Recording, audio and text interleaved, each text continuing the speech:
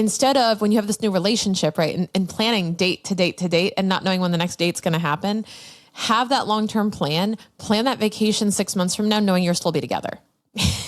Assume the sale, assume the relationship, assume it's going to continue, and act like, okay, great, I'll see you in 4 weeks. Welcome to Keep What You Earn, the show for business owners who want to scale profitably and build a business that's actually worth something. My name's Shannon Weinstein, and I run a fractional CFO firm to help seven-figure aesthetics and wellness practices scale with clarity, cash flow, and confidence without burning out or guessing their way into growth. Each week, you'll hear practical CFO insights, real stories about scaling and exiting, and clear financial strategies designed to help you understand what's holding your business back and how to fix it. If you want to follow along with the exact framework that we use with our clients, sign up for the free 5-part video series for aesthetics practice owners, where I walk you through the financial building blocks required to scale your practice and increase enterprise value. You'll find the link in the show notes. Look, I'll say it every single episode until I'm blue in the face. You absolutely need treatment plans in your practice to be able to maximize revenue. And this is not a game where you're just trying to simply maximize revenue for the sake of it, but this is a win-win situation. Actually, it's a win-win-win for you, your providers, and your patients, because when your patients come in, they're not the best educated on what it is they actually need. If they were, they would be working the way you are. They would be in your field. So I can speak to this as a patient, right? I want my aesthetic professional, my nurse practitioner, my injector, I want them to tell me what I need to get the results that I want. You are the expert and you are the most educated and most knowledgeable. I am lacking information. So I'm looking for that from you. And if you're not willing to give me that information or just not doing it, I'm going to go to someone who is. And part of that information is, what is my holistic treatment plan? Because it's not a one-stop shop solution where your skin, your aging, your body, it's an evolution. And the outcomes require progression, not just a one-time intervention. You have aging, stress, variability, hormones, lifestyle. These things change between treatments and after treatment. And you need to be aware of what your patients are struggling with, listen to them, and understand their problems in order to figure out what are the optimal results that they want. Clients will often assume results are permanent unless they're told otherwise. So if they come in for a Botox injection and they like the way they look, and then it wears off in 4 to 5 months, and they say, oh, it didn't work. Well, make sure you're setting the expectation that that is not a one-time thing. You need to come back and maintain it. It's much like any other beauty treatment, honestly, like a haircut, or when it's not like a tattoo where you get it done. You may have to touch up here and there. No, it's continuous.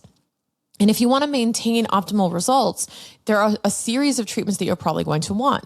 So think of it this way. You have a lot of entry-level offers, right? People are high demand offers like Botox, maybe even GLP-1s if you're introducing that in your clinic. And you may be thinking, well, we have a lot of GLP-1 patients. What do I do with them? Oh my gosh. Number one, they're going to come in and they're going to transform their body, hopefully, if that's what they want. They come in for GLP-1 treatment. They've lost a lot of weight. So they have a couple of things that they're probably looking at. One is maybe they are looking at themselves a little bit differently, right? And now they're a little bit more focused on refining and polishing those edges of, maybe it's their fine lines and wrinkles that are more visible. Maybe it's, maybe it's some skin that needs to be tightened up. Maybe it could just be, honestly, an appreciation for maintenance and taking care of themselves. Simply. It could be a lifestyle change. And it doesn't even have to be GLP-1 patients, right? But let's just say you're using a GLP-1 with a patient.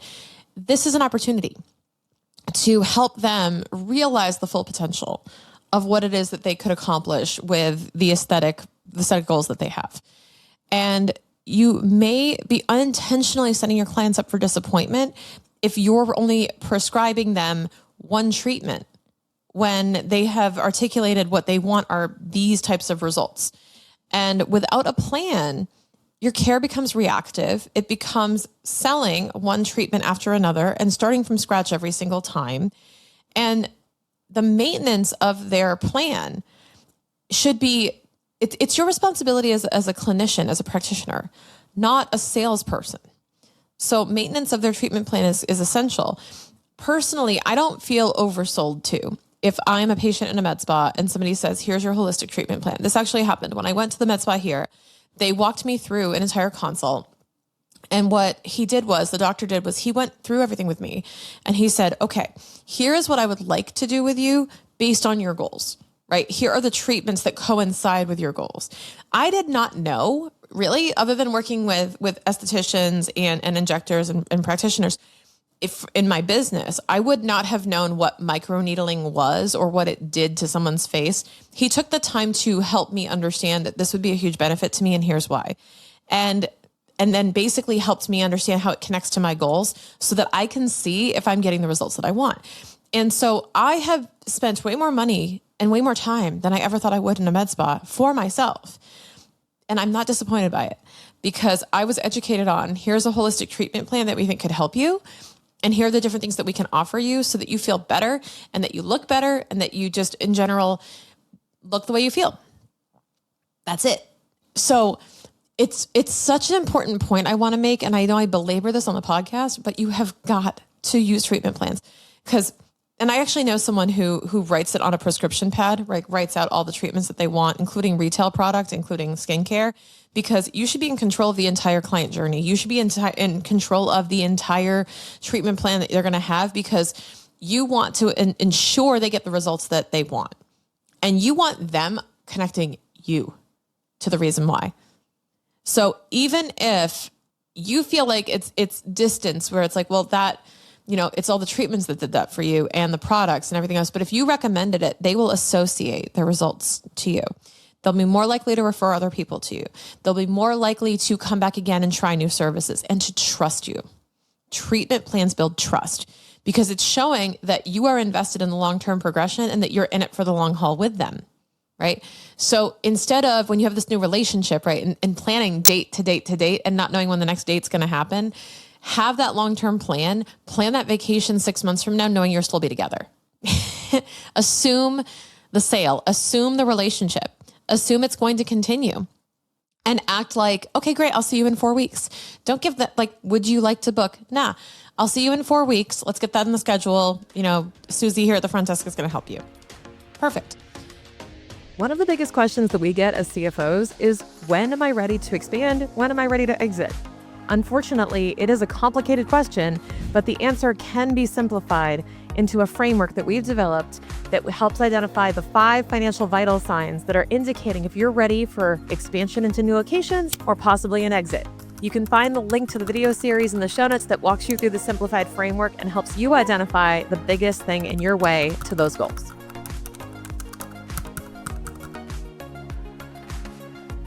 Understanding the life cycle of their results and the wear off and the expiration of things, this is key. So you have to understand that the evolution of treatment also includes, why didn't this last? Why didn't this continue? Why did this wear off conversation? And you have to understand that as a long-term partner with them and their skincare and their aesthetic goals, you have to align on the messaging there. And you have to be part of that progression and evolution. So what I'm talking about is a treatment plan that doesn't just include come back for Botox every 4 months.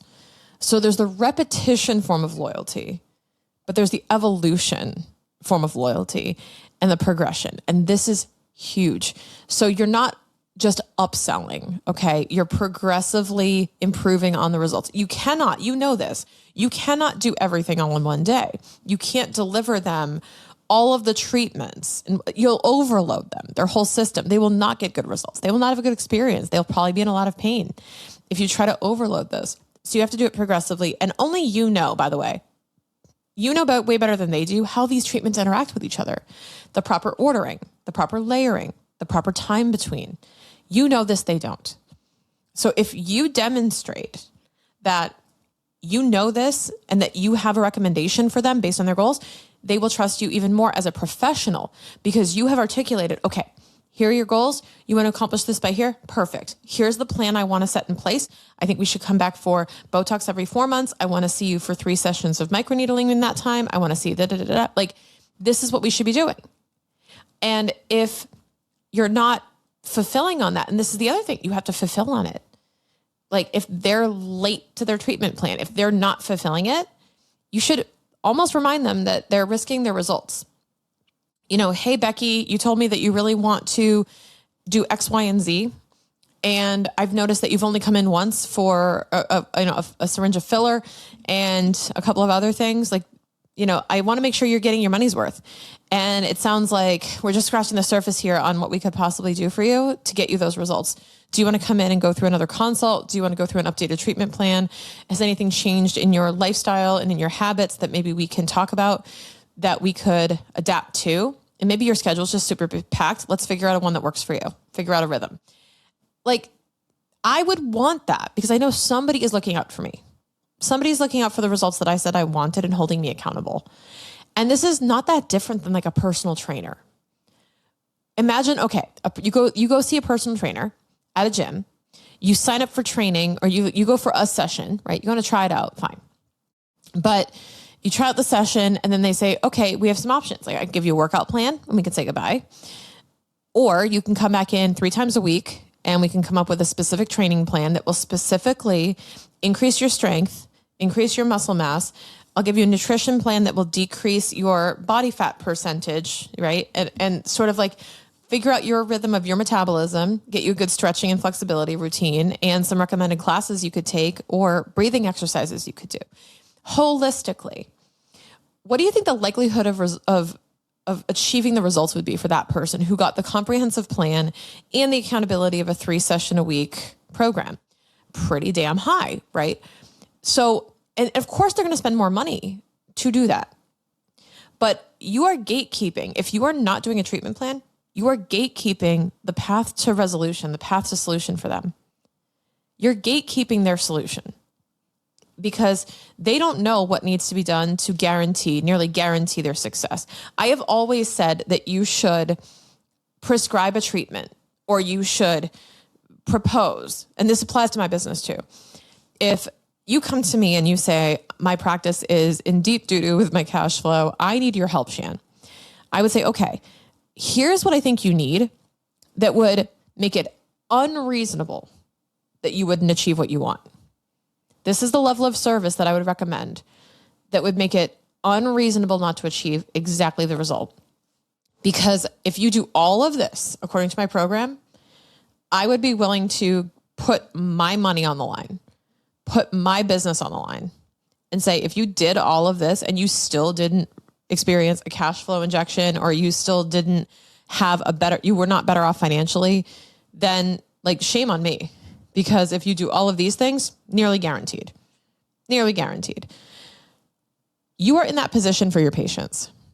You can say, hey, if you do all of this, now of course you can't guarantee their skin will react a certain way. You can't probably speak in these extreme terms, but you should be thinking about what is the treatment plan that would, if done correctly and it works according to my intention and my aspiration, what would be the treatment plan that would nearly guarantee this person to get the results they want? And then what you should do is you start there. You start with what is the end-to-end treatment plan that would nearly guarantee these results that you want and make it unreasonable. You shouldn't expect them. Then what you would do is then we start talking about their budget. Then we start talking about their time commitment, their actual goals, their prioritization. We should just make it, what is the essential guaranteed success plan? And then back off of that. But with the disclaimers of, well, if you take this off, then you may not achieve X, Y, and Z. I look at it like, it's a silly analogy, but it's like buying a table and trying to negotiate the fourth leg. I go, if you take the fourth leg off, it's not going to work. It's all being held up by a foundation of these 4 legs. So if you chop one leg off, you don't have a table, right? You have this weird triangle looking piece of furniture that does not hold a plate. It doesn't perform the need. So when people try to negotiate with you and break off pieces, they're not of the knowledge you are to know the impact that will have, because they're just trying to break off costly items without realizing what they're doing to their results. So don't let your clients jeopardize their own results by nickel and diming or by dictating their own prescription. I always say this too. You would never go to your primary care physician and nickel and dime a surgery or say, hey, I don't think I need, both eyes done. Like I could do laser in one, get 50% off. Like you don't do that. You don't do that. But why are you doing this with estheticians? Why are you doing this with injectors? Why are you doing this? Like it doesn't make any sense to me. So, but you as the practice owner need to set a standard that this is what you're going to prescribe. And what this does, and notice how most of this conversation so far has been about results. It's driving results. Secondarily, it drives revenue. So ultimately, this is a financial oriented podcast. So if we're not here to talk about finances, right, this is going to have a financial impact, because if you have a long-term treatment plan, then patients are more likely to rebook. They're most likely to evolve their treatments, try new things, be curious about what else they could do. And especially as the science expands and we have new non-invasive treatments that are available, this becomes more and more accessible to people. They're going to be curious and want to know more about this. And, shame on us for gatekeeping it and not telling them about it, right? Possible solution to their problem. Who wants to not know about that? So let's talk about lifetime value. When the clients and patients understand the journey that they're on, they will commit to following it, because they will see the path to, this is the trip I have to take to get to my destination. It reduces the friction. There's no decision fatigue. Personally, I love this as a business owner myself. I don't know about you. I cannot make another damn decision during the day. I don't want to be making decisions, even for myself. Like, don't even give me choices. I'm tired of making choices. If I go to a med spa here and they just say, here's your treatment plan, thank you. Just whatever you said, let's just do whatever you said, because this sounds great.